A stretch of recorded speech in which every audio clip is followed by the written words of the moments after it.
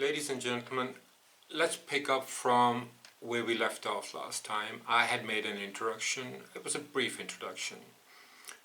Quite simply, it brings to the fore the corruption within our legal system, within our executive, especially states such as Georgia. Judiciary is corrupt to its very core. What you're going to find out as you follow this saga and as you follow these podcasts.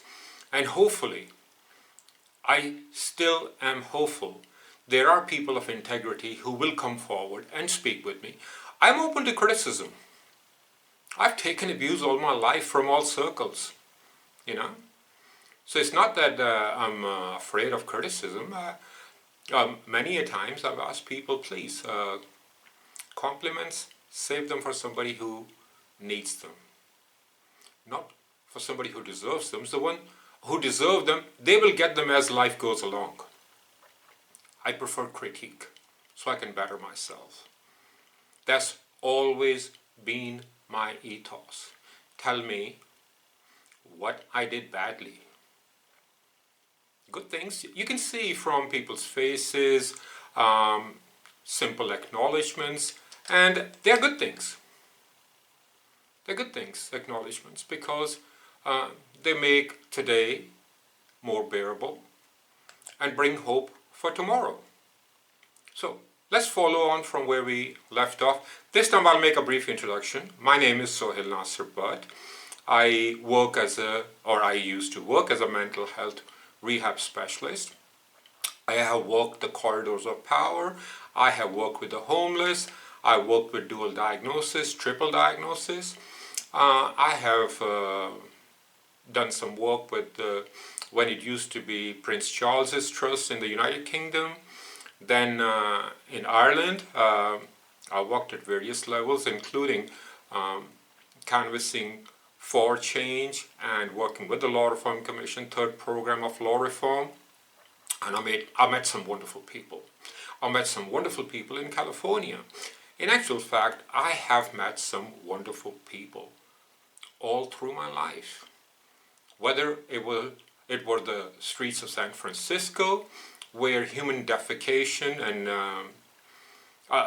it was everywhere to be seen. Market Street, near the offices of public health. It's now that Governor Gavin Newsom is taking note of that. It was evident 10 years ago that San Francisco was going down an abyss. Why I'm using that as an example is that people, especially the ones in possession of foreskin, they tend to have very little in foresight. Take it as a joke, take it as ironic comment, but a penis walking on 2 feet is always erect and looking for something to screw. That seems to be the general consensus, may it be male or female, in halls of power, especially in the United States of America.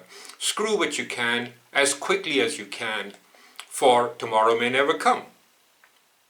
So let's get on with it, and I'll come back with my silly comments, and especially when somebody is willing to speak with me or attack me or have a discussion with me, I'm open to it. I'll come to you. Okay? Wherever you're comfortable, I'll come to you. So let's get back to it. My crime, I dared challenge an inept and corrupt educational and legal hierarchy for which I am being made to pay for the past 10 years, and there is no end in sight. Yeah, I have not worked for 10 years. I've applied for over 500 jobs. I've been acknowledged as being better than good, but nobody's willing to employ me. That you can figure out as you go along, because it is common knowledge amongst recruiters that anybody who poses a challenge, and I was told that at Kaiser Permanente in the Bay Area, that you are too challenging. You will not fit into the US system. So I said, unless you challenge the system or you challenge yourself, how in God's name are you going to better anything or anybody? Because if you sit still you become stagnant. And once you become stagnant, soon disease begin to spread. And then comes the smell, then comes the stench. And before you know it, it's an epidemic. So, welcome to the epidemic of corruption in the United States of America, especially the state of Georgia. Okay, before I go on my high horse, I forgot to tell you, no, I did tell you in the first podcast, I was born a Muslim. And to Muslims, please stop being idiots and go back to basics. The basics very clearly state, as a Muslim, and I will stand by it any day, there's a part of Jew in me, there's a part of Christianity in me, there's a part of anything and everything in my genetic makeup. It has to be. Because that's what science tells us. That's what genealogy tells us. And what Islam tells us is that we have to respect followers of all holy books. Without Torah, without Injil, why keep beating the drum of Quran? Because very clearly it's stated we have to respect and show due regard to Torah and Bible, which is Injil, and the Quran. But faith is mine to keep. The faith is mine to carry in my heart, and hopefully the mind, my cognitive processes will enable me to process that and become a better person. I endeavor to be a better human being every day of my life. The past 10 years, I have been a George Floyd in a different face and a different body. The state of Georgia put its knee across my throat and it's been pressing it down. It has not lifted it. It has not gone away. The faces may have changed, but the knee is still there. And I'm actually surprised that I'm still alive. Though why, sometimes I do wonder. But I do have some good friends. I do have some people I admire. But most of all, my kids, my children, my life. Without them, breathing is a chore. So for them and for your children, I will, and I promise I will always, always fight for a better world. Keep your hearts open, keep your minds open, shut your mouths till all has been processed, till a software goes on your tablet or your iPhone or your Android and the glitches are removed. Whatever you hold in your hand, whichever keyboard you are pressing, it will give you garbage. It will give you contradicting information. The screen will freeze up. You'll have more glitches in your computer, in your darling iPhone, than I can mention. So let's go back to being a human. Till your mind is clear, till your mental and cognitive processes are evident to you, they're on a clear screen. Close all the orifices, especially the mouth, which you carry on your shoulders, because above it sits the brain. Till it's engaged, say nothing, do nothing. So, let's get on with it. Repeatedly in the state of Georgia, I have been informed by legal eagles that it must be my name, and it has to be. Just follow the news media. And the precedent set by the FBI where every Muslim living in the US of A was under surveillance and scrutiny, while the rate of murders and suicides reached an all-time high. Drug consumption.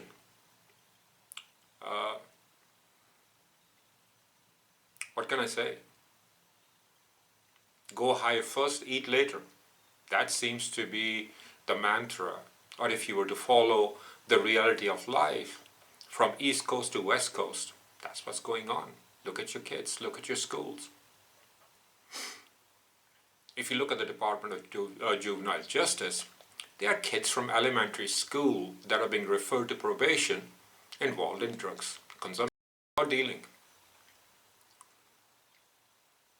I'm guilty of the most heinous of crimes imaginable by being a Muslim because I happen to be in the US of A.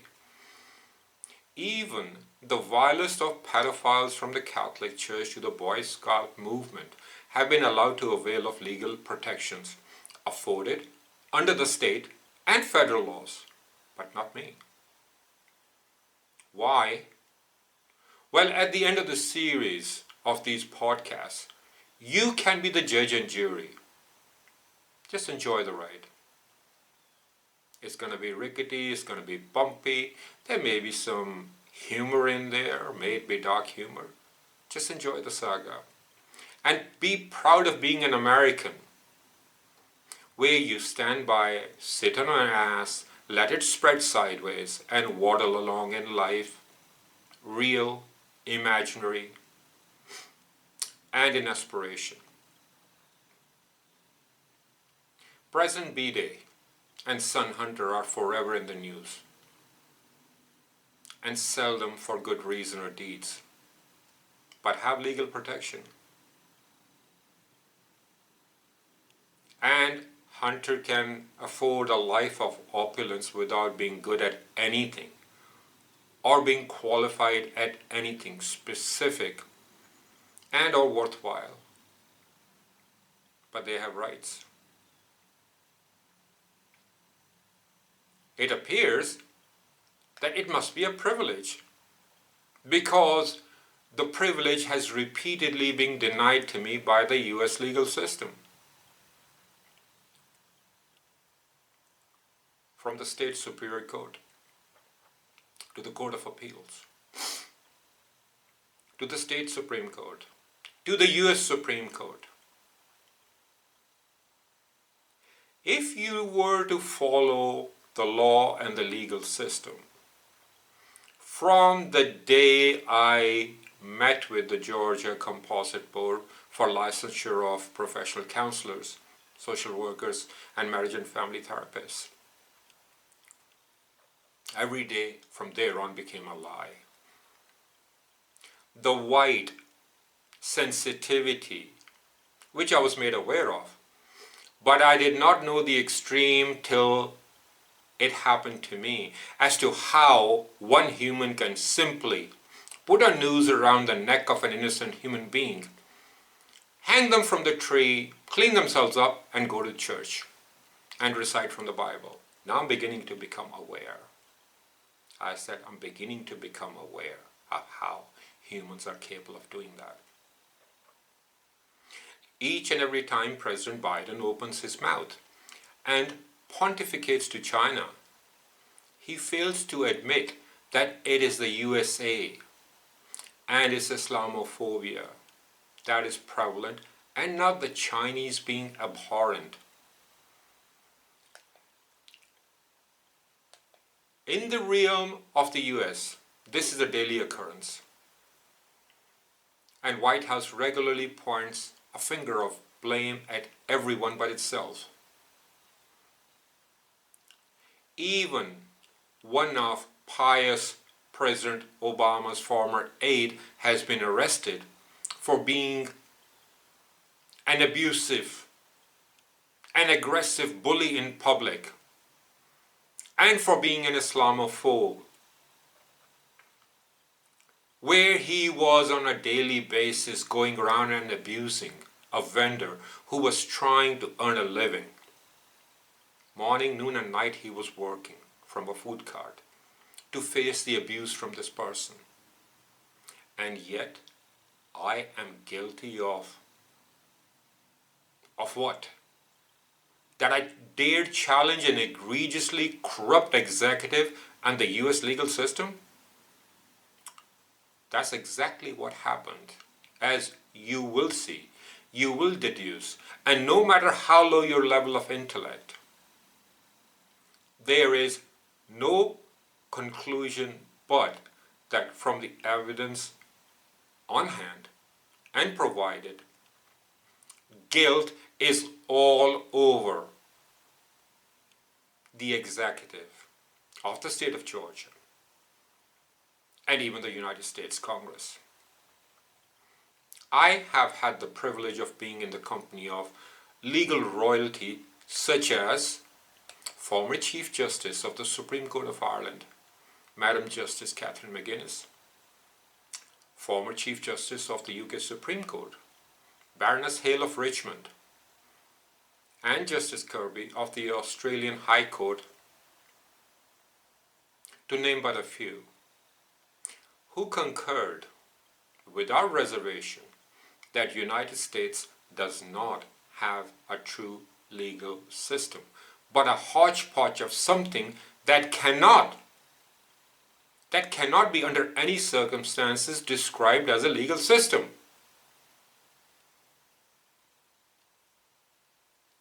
European Court of Human Rights has deemed US legal system as not fit for human consumption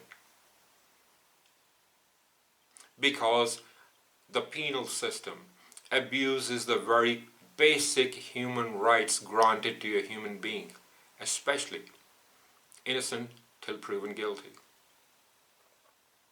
Here I'm facing the guilty who are prancing around without fear of recrimination unless they happen to be President Trump, who probably has stomped on too many sensitivities and annoyed too many people who are referred to as the element. Element being the spider's web that is connected and through channels, through super PACs, you name it, whatever it is, and they go left, they go right, but they make the web. And once the web feels threatened, or one of the strings is about to break, they will pounce upon you, just like the spider does. Spider is pouncing on President Trump. He is flapping around. I'm just making a general analogy. What would I know? I just happen to have a pretty decent brain and a high level of intellect, which has been acknowledged, assessed, whatever you want to call it, since I was age 12. I'm 64 now. Most people still consider me of being an individual of above average intellect, including the academic sopranos of the UC Berkeley in California. So, thank you for that, sirs. Let's move on.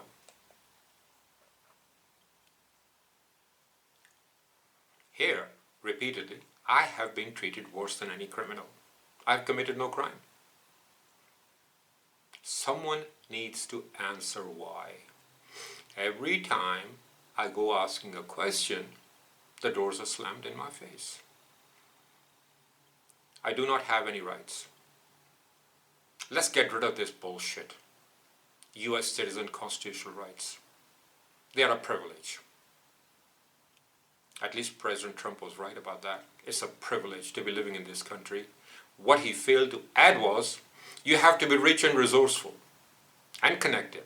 Otherwise, you're just one insect